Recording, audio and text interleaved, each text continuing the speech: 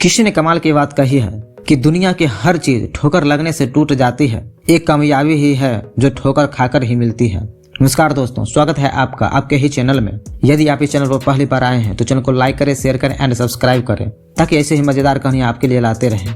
और यदि आप पहले से ही सब्सक्राइब कर रखे हैं तो इसके लिए आपका बहुत बहुत धन्यवाद। चलिए शुरू करते हैं। शिकंजी का स्वाद। एक प्रोफेसर क्लास ले रहे थे। क्लास के सभी छात्र बड़े ही रुचि से उनके लेक्चर को सुन रहे थे।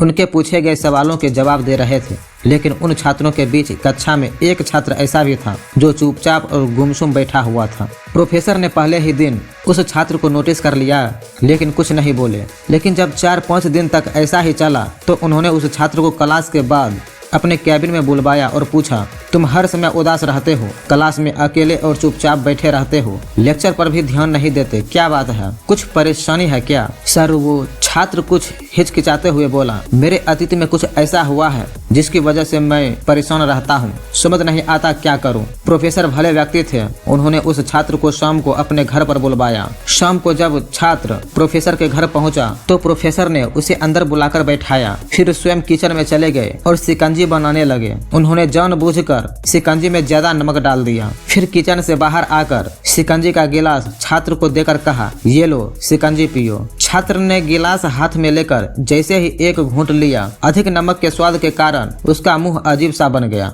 यह देख प्रोफेसर ने पूछा, क्या हुआ? शिकंजी पसंद नहीं आई? नहीं सर, ऐसी बात नहीं है, बस शिकंजी में नमक थोड़ा ज्यादा है। छात्र बोला, अरे अब ये तो बेकार हो गया, लाओ गिलास मुझे दो, मैं इसे फेंक देता हूँ। प्रोफेसर ने छात्र से गिलास लेने के लिए अपना हाथ बढ़ाया, लेकिन छात्र ने मना करते हुए कहा, नहीं सर, बस नमक ही तो ज्यादा है, थोड़ी चीनी और मिलाएंगे तो स्वाद ठीक हो जाएगा। यह बात सुन प्रोफेसर गंभीर हो गए और बोले, सही कहा तुमने, अब इसे समझ भी जाओ। ये शिकंजी तुम्हारी जिंदगी है, इसमें घुला अधिक नमक तुम्हारे अतीत के बुरे अनुभव हैं। जैसे नमक को शिकंजी से बाहर नहीं निकाल सकते, वैसे ही उन बुरे अनुभवों को भी जीवन से अलग नहीं कर सकते। वे बुरे अनुभव भी जीवन का ही हिस्सा है, लेकिन जिस तरह हम चीनी घोलकर शिकंजी का स्वाद बदल सकते हैं, वैसे ही बुरे अनुभवों को भूलने के लिए जीवन में मिठास तो घोलनी पड़ेगी ना। इसलिए मैं चाहता हूँ कि तुम अब अपने जीवन में मिठास घोलो। प्रोफेसर की बात छात्र समझ गया और उसने निश्चय किया कि अब वह बीती बातों से परेशान नहीं होगा। जीवन में अक्सर हम अतीत की बुरी